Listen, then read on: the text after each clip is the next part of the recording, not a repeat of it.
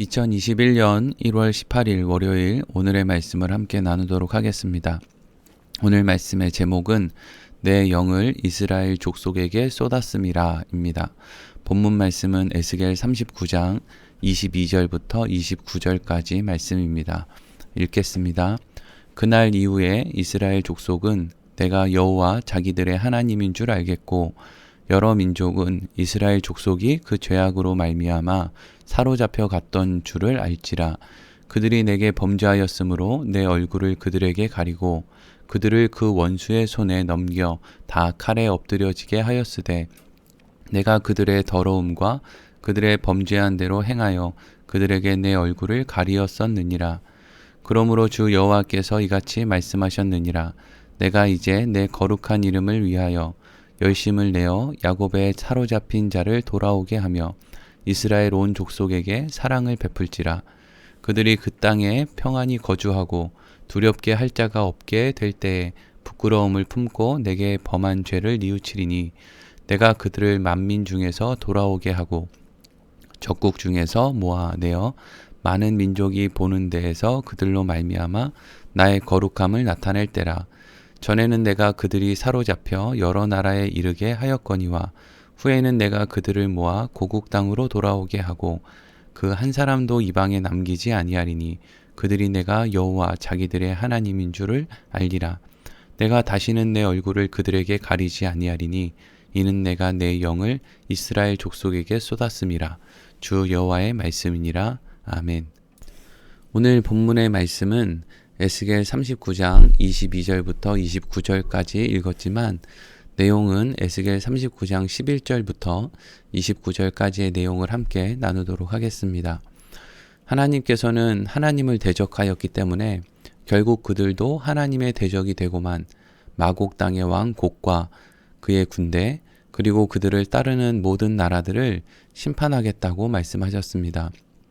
아무리 사람의 눈으로 볼 때 강한 힘을 가진 것처럼 보이는 마곡 땅의 왕 곡이라고 할지라도 그들을 하나님의 심판 앞에서 아무것도 할 수 있는 것이 없는 존재들이었습니다. 그래서 마곡 땅의 왕 곡은 어떻게 멸망당하게 됩니까? 그들은 겉으로 보기에는 변변한 성벽도 갖추지 못한 하나님의 백성 이스라엘을 공격하다가 결국 그들에게 몰살당하게 됩니다. 어떻게 변변한 성벽도 갖추지 못한 이스라엘을 공격하다가 결국 몰살당하게 되는 일이 일어납니까? 그것은 이스라엘 백성들에게는 눈에 보이는 대단한 성벽은 없었지만 눈에 보이지 않는 하나님의 손이 그들을 지켜주시고 계시기 때문이었습니다. 여러분, 오늘을 살아가는 그리스도인들도 이 말씀을 통해서 분명히 알아야 될 것이 있습니다. 여러분, 우리는 세상의 눈으로 볼 때는 사실 변변한 성벽이 없는 것처럼 보일 때도 있습니다. 그러나 중요한 것은 우리의 눈으로 보이지 않는다고 해서 우리를 보호할 수 있는 것이 없는 것은 아닙니다. 눈에 보이는 어마어마한 힘, 어떠한 성벽보다도 더 강한 하나님의 손이 우리를 지켜주시기 때문입니다. 하나님께서는 마곡 땅의 왕 곡과 그의 군사들이 강력한 활과 화살을 무기로 하여 하나님의 백성들을 공격할 때 하나님께서는 그들의 손에 있는 활과 화살을 쳐서 떨어뜨리게 하셨고 새와 짐승의 먹이가 되도록 엎드려지게 하셨다라고 성경은 말하고 있습니다. 그리고 오늘 본문의 말씀은 하나님께서 이렇게 마곡 땅의 왕 곡과 그를 따르는 나라들을 심판하시는 이유에 대해서 이렇게 설명하는 것으로 시작됩니다. 오늘 말씀 12절과 13절 말씀입니다. 이스라엘 족속이 7달 동안에 그들을 매장하여 그 땅을 정결하게 할 것이라. 그 땅 모든 백성이 그들을 매장하고 그로 말미암아 이름을 얻으리니 이는 나의 영광이 나타나는 날이라. 주 여호와의 말씀이니라. 아멘. 하나님의 심판이 마곡 땅의 왕 곡과 그를 따르는 나라들에게 임하는 이유는 하나님께서 그들을 심판하심으로 그 땅을 정결하게 하시기 위함이었고 그들을 심판하심으로 하나님의 영광을 드러내기 위함이었습니다.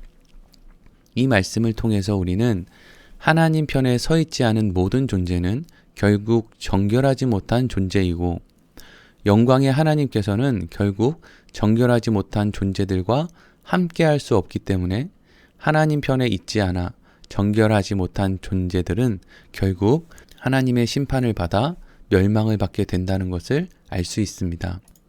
하나님의 말씀은 하나님 앞에 우리가 어떤 선행을 하느냐 하지 않느냐에 따라 하나님께서 영광을 받으시느냐 받지 못하시느냐가 정해지는 것이 아니라 하나님 편에 서 있지 않은 존재들이 하나님의 심판을 받아 결국 멸망을 당하게 되는 것으로, 그래서 이 세상이 정결해지는 것으로 하나님께서 영광을 받으신다라고 말하고 있는 것입니다.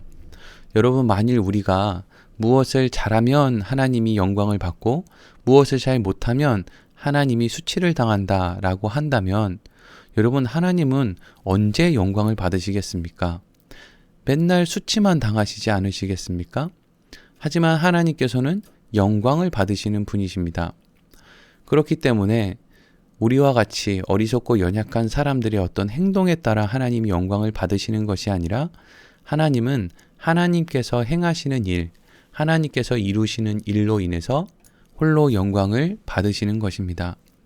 그렇게 하나님을 대적하고 하나님의 백성들을 대적하여 심판을 받은 나라들에 대한 말씀이 기록되어진 이후에 오늘 22절에서 29절까지의 말씀은 하나님의 백성 이스라엘에 대한 기록이 이어지고 있습니다. 이어지는 본문의 말씀을 살펴보기에 앞서 먼저 조금 생각하고 넘어가야 될 부분이 있습니다. 그것은 우리가 성경을 볼 때 이스라엘이라고 하는 나라에 대한 기록이 나오면 그 명칭의 대상에 대해서 우리가 잘 생각하면서 말씀을 읽어야 한다는 것입니다. 왜냐하면 성경에 기록된 이스라엘이라고 하는 명칭이 어떠한 경우에는 하나님 앞에 범죄하여 심판을 받게 되는 눈에 보이는 나라 이스라엘, 즉 육적 이스라엘로 기록되어지는 때도 있고, 어떠한 경우에는 모든 구원을 받게 되는 하나님의 백성, 하나님의 자녀, 즉 영적 이스라엘로 기록되어지는 때도 있기 때문입니다. 지금부터 이어지는 22절부터 29절까지의 말씀에서 이스라엘은 이전에 범죄하여 하나님의 심판을 받게 된 눈에 보이는 나라 이스라엘을 말하는 것이 아니라 하나님의 은혜로 심판 가운데에서 구원을 받게 된 하나님의 백성, 하나님의 자녀, 영적 이스라엘을 말하는 것이라고 할 수 있습니다. 오늘 22절 말씀입니다. 그날 이후에 이스라엘 족속은 내가 여호와 자기들의 하나님인 줄을 알겠고 아멘. 22절은 그날 이후라는 말로 시작하고 있습니다. 여기에서 그날 이후라는 것은 이스라엘 백성들이 하나님의 심판 가운데 완전히 망했다가 다시금 구원과 회복을 경험한 이후를 말하는 것이고, 또 마곡 땅의 왕 곡과 그를 따르는 나라들이 하나님의 심판을 받아 멸망을 받은 후를 말하는 것입니다. 이 두 가지의 사건을 경험한 하나님의 백성들은 무엇을 확실하게 알게 되었습니까? 하나님께서는 자신들을 심판 가운데 멸망시키지 않으시고 구원과 회복을 허락하시는 자신들의 하나님이라는 것을 분명하게 알게 될 것이라고 말합니다. 그리고 이어지는 말씀은 하나님의 은혜를 입어 죄 가운데 멸망을 당해야 할 인생들이 구원과 회복을 얻게 되었을 때 나타나는 하나님의 백성들의 모습에 대해서 이렇게 기록하고 있습니다. 오늘 23절부터 26절까지 말씀입니다. 여러 민족은 이스라엘 족속이 그 죄악으로 말미암아 사로잡혀 갔던 줄을 알지라. 그들이 내게 범죄하였으므로 내 얼굴을 그들에게 가리고 그들을 그 원수의 손에 넘겨 다 칼에 엎드러지게 하였으되 내가 그들의 더러움과 그들의 범한 대로 행하여 그들에게 내 얼굴을 가리었었느니라. 그러므로 주 여호와께서 이같이 말씀하셨느니라. 내가 이제 내 거룩한 이름을 위하여 열심을 내어 야곱의 사로잡힌 자를 돌아오게 하며 이스라엘 온 족속에게 사랑을 베풀지라. 그들이 그 땅에 평안히 거주하고 두렵게 할 자가 없게 될 때에 부끄러움을 품고 내게 범한 죄를 뉘우치리라. 아멘. 하나님의 은혜를 입지 못한 여러 민족들은 그들이 행한 대로 하나님의 심판을 받아 멸망을 당하게 되었습니다. 그러나 오직 하나님께서 택한 이스라엘 백성들은 하나님께서 주시는 사랑을 힘입어 구원을 얻게 되었다고 말하고 있습니다. 참으로 놀라운, 이해할 수 없는 하나님의 은혜의 결과입니다. 그래서 자격이 없는 인생들에게 하나님의 사랑이 임하여졌을 때, 그래서 자격이 없는 그들에게 구원과 회복이 일어나게 되었을 때 그들에게 어떤 일이 일어나게 되었습니까? 그때 비로소 그들은 부끄러움을 품고 하나님께 범한 죄를 뉘우치게 될 것이라고 말합니다. 사랑하는 성도 여러분, 그리스도인들에게 있어서 회개라는 것은 단순히 자신이 저지른 어리석은 일에 대한 반성이나 혹은 하나님께 무엇을 얻어내기 위한 과정에서 의례 행하는 행동이 아니라 하나님께서 자격이 없는 자기 자신에게 행하신 일을 바르게 알게 되었을 때 비로소 구원받은 사람 안에서 솟아나게 되는 감사와 기쁨, 평안, 자유와 같은 마음을 통해서 일어나게 되는 것임을 우리는 오늘 본문의 말씀을 통해서 알 수 있습니다. 그리고 하나님께서는 오늘 말씀 마지막 부분에서 앞으로 하나님의 백성들에게 일어날 일에 대해서 이렇게 또 말씀하십니다.